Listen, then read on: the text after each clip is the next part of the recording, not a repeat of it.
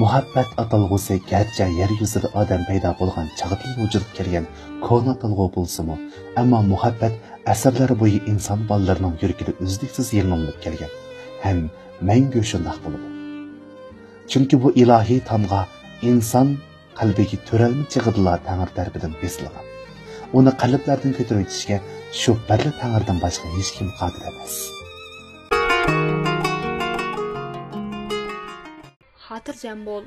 Sana bir farishni qo'shib avatdim, debdi Tangri. O sana qandoq yashash, nima qilishni o'rgatib, bir umr yo'l boshlaydi.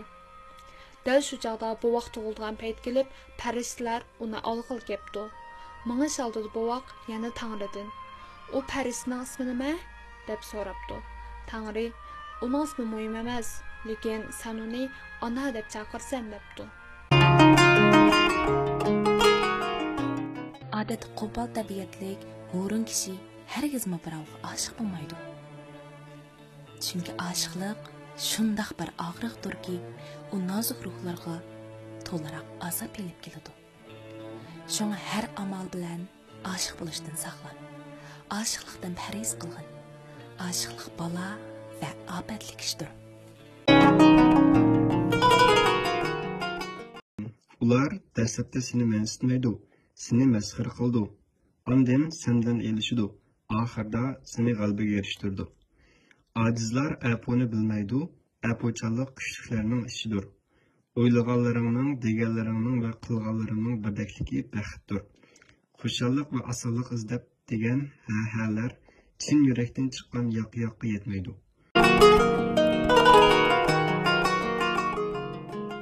Hozirgi kunda ko'plagan qizlarimizning kelinlik vazifalarini bajarish, atrofidagilarning ko'nglini elish, qisqacha aytganda, bir uyning orzuliq kelini bo'lishni o'zlari uchun ig'ir ko'rishidi.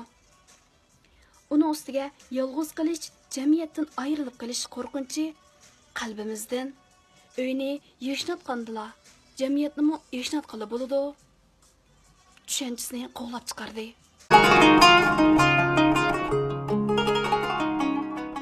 Mana endi to'p-to'plab tizilgan, to'pi basqan hayot xotiralarimning eng ostidagi muhim birsining tartib chiqarilishi bilan ashu xotiralar o'rnidan qo'zg'alib chuvilib chiqqandek hayotimdagi son-sanoqsiz sarguzash, ashu o'quvchilik davrim, keyingi baxt va baxtsizliklarim hammasi menga qarab yuburilib kelayotgandek edi.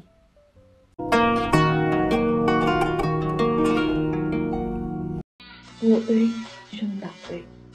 Gullari onam quraydi. O't yoshlari onam quraydi. O'yinlari onam quraydi. O'xshamagan mevalar, sapak uzumlar, ular dadamni istaydi. Eg'ilda kalalar, qo'ylar, katakda to'g'alar, ular atigancha dadamni istaydi.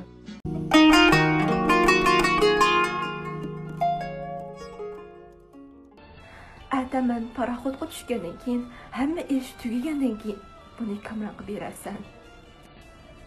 Mushkon jim bo'lib qoldi. Hayotning eng ochiq, eng ig'ir voqealari oldida go'yo hissiz odamdek cho'nqur sukutga tushgan va chidam ko'rsatgan bu yosh ayol endi kichik bolalardek yig'laydi.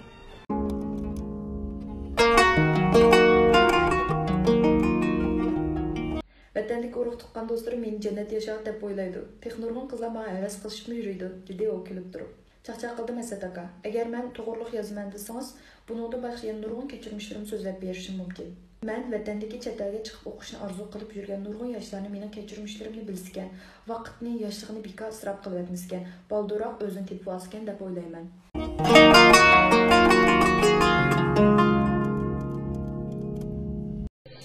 Jahon sayyordir go'yo, hamma zehnim safosida. Birovdan izlama sevgi, o qalbim havosida. Kishi olam uchun aynak, uningda bachsir alam. Juladur izgi bir istak, rubai muttasida.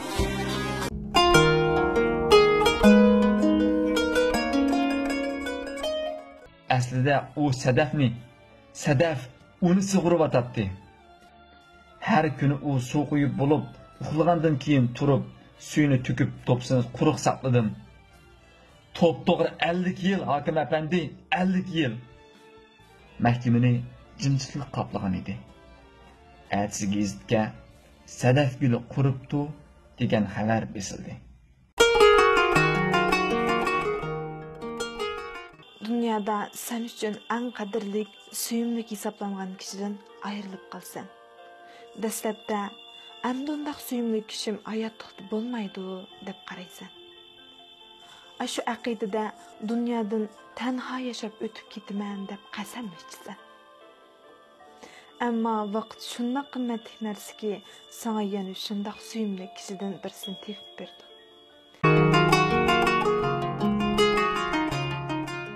Balkim biz vaqt isrofchiligi jihatda dunyo bo'yicha chempion millatlarning biri bo'lsak kerak. Bu jihatda Uyg'ur jamiyatining sinish ko'zlari bilan ko'zatish ketmaydi.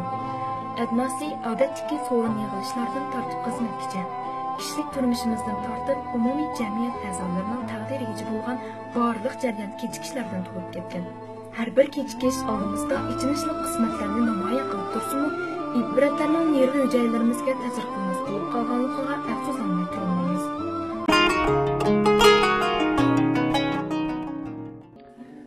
Her bir adamның hayatı, eğer o özünü insan deb düşünse,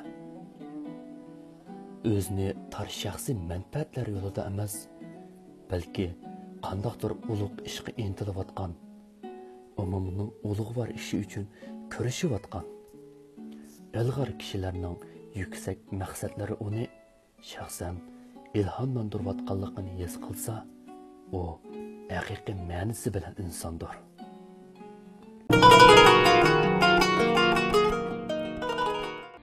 O'ttir maktabga chiqqanda abangizda 10 necha yillab vaqt tamoman sizning ilkingizda. Mag'rurlanma. O seni ko'ngillik qo'yniga ittiradi. Shunga o'zingdan g'olib kel. Bahor otbi zaminning bog'ini qizdirganda qo'lingga yaqinli joydan umidni, ijtihodning yo'llarini o'zallaydiganiga umid bor bo'l. Bu butkul jarayonga nazar soladigan bo'lsak, Uyg'urlarda uyg'oq ziyolilardan gumroh ziyolilar ko'p bo'ldi. Ular ta bugungacha o'ziga xos qimmat sistemasi yaratolmadi. Ularning o'zining mustaqil ideyasi bo'lmadi. Shunlashqa ular nemani tadqiq qilsa, shuning quliga, qaysi ideyaning ta'siriga uchirsa, shuning gumoshtisiga aylanib, o'ziga xos mavqe shakllantirolmadi.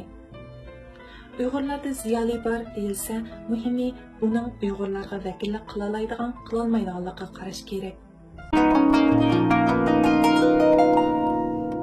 Er kishilarning to'lisi bakmi eski, rəhimsiz bo'ladi. Bu haqiqat. Ayollarning hammasi yaxshi, rəhimdil keladi. Bu haqiqat.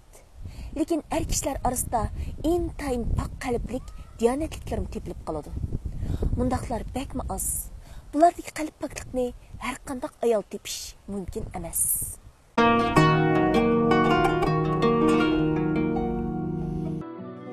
Özünü söymeyen ayolni boshqalar söymaydi deydi ekan. To'g'ri o'xshaydi. Men endi o'zimni suyayki, sen meni söygandek emas, men seni söygandek.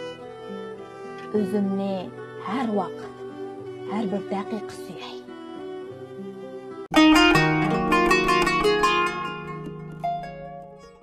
O kichik vaqtlardami yomg'ir yog'sa, yomg'irda u yoqdan bu yoqqa yugurib o'ynaydi. Ba'zida o'g'ziga chiqib olib, yomg'ir yuzini tutatdi. Yuzidan, yumshoq sochlaridan, chuchurdek quloqlaridan sarqigan yomg'ir suvlari qo'yniga kirib ketsa, andikib turib o'zicha viliqlab kulib ketadi.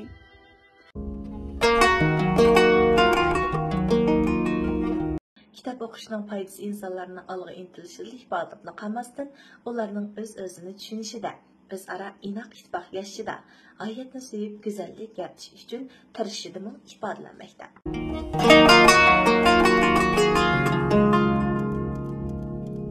Ular kichik vaqtida bakli o'sh, shundoq ishchi cho'ng bo'g'is keldi, ammo cho'ng bo'lgandan keyin yana baloqqa qaytgisi keldi.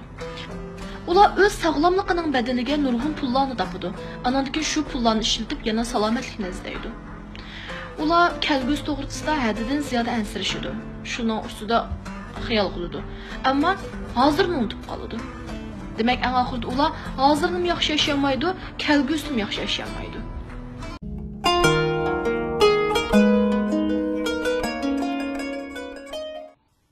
Ammo hayotda u nimalarga erishdi?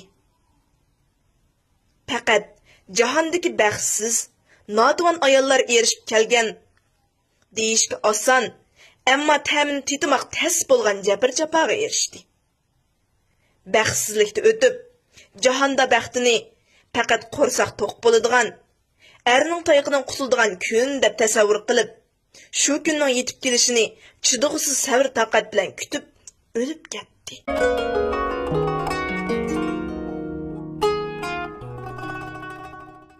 Ah ana bir nida ezer yürekni, ne nida feryadın uçar felekni. Ketdiniz men g'erib qizimiz qoldim, men nadin topaman sizdek yülekni. Balalarınlar oynayotgan narsani nemişken deb sorsam, meni hech nim bilmaydi deb kulmanglar. Balalarım, sizlar shu so'zni kulib deganinglar bilan yuragimga tig'dek sanjildi. Ertəgün təmtirəb mağalmağan çağlarımda qollarımni məhkəm tutub yetilab meninglar. Ballarım, paydan-pay qo'rq basadigan, titraydigan bu qo'llarim sizlarning qo'llaringlarga bəhmə muhtaç bo'ldi.